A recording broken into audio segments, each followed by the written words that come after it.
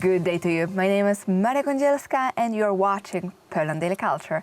And with us in the studio is a beautiful vocalist and a singer, Klaudia Kwasny. Again, thank you very much for showing up here. Thank you for having me. Klaudia, you just in the previous episode told us a little bit about your story, how you started to learn singing in Glasgow, in Scotland, with this different, wonderful approach that they are actually, encouraging you to sing better, to use your talent, to open up to the world. And even though, we know that you became an opera singer, you managed, you told us that you were hiding. I mean, you didn't like this way of singing at the beginning. So what was the turning point? What was the moment when you said, okay, opera is not boring, I actually want to sing it? Well, I think it was difficult to sing opera, and I didn't understand it because it's like a syncretic art. It doesn't take just singing. It's singing in different languages, it's dancing, it's movement, body movement, it's theater. If you are not a good actor, then opera will always feel for the viewer as something fake.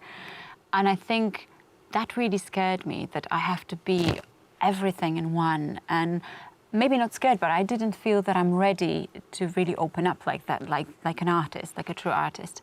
And then I had to choose my major. And it was a turning point because I decided that either I go and kind of skip 2 years, and if I go into majoring opera, fine, I'll go with it and we'll see what happens, or I'll just completely move path and become a doctor. that was kind of my thinking, which I think it sounds crazy now. But yes, I then went to the exam and I got through. And I remember the dean, the head of department said to me, look, it's going to be very demanding. Are you sure you want to skip 2 years? Because yeah, we would love to have you, but it's really difficult. And I didn't understand at the time what he meant. Now I do. And I think those 2 extra years probably would do me some good. Just kind of sit back, and develop the voice. But again, those 2 years in the opera department made me feel like I do love opera. I think it's incredible art and it should be brought to masses. It's not understood, and I think that's a huge shame. It's different in Germany and it's probably different in Great Britain.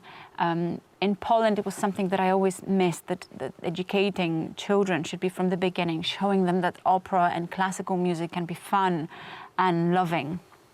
Because opera, after all, requires a lot of knowledge of what you're actually looking at, not only listening just from the straight, but when was it written, what is it about, a little bit with the costumes. Right now they are also trying to combine it with ballet, so it's a little bit even more attractive to the viewer.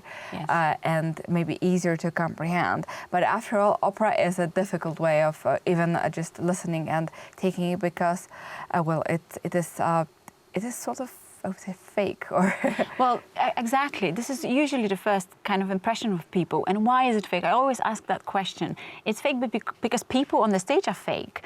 But if somebody happens to be on that stage, truthful, loving, and just completely in the character, like a good actor, if you go and see a play and people are acting weirdly on the stage, then you're like, that's not a good play. It's the same with opera for me. I've seen horrible operas that I was just like, no, I'm going to leave because it's a waste of time.